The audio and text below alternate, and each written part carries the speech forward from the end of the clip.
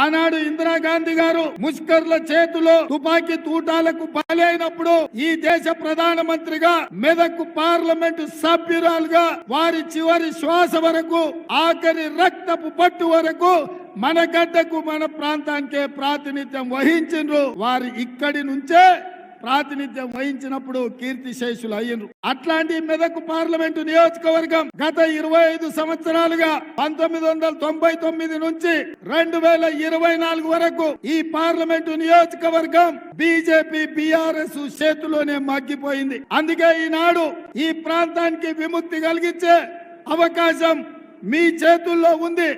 అందుకే రాహుల్ గాంధీ గారు ఒక బలైన వర్గాల బిడ్డ నీలం మధు ముదిరాజును ఈ ఎన్నికల్లో దించి ఆనాడు ఇందిరాగాంధీ గారు ప్రాతినిధ్యం వహించిన ఈ పార్లమెంటులో నీలం మధును ఈరోజు కాంగ్రెస్ పార్టీ ఎన్నికల బరిలో దించింది.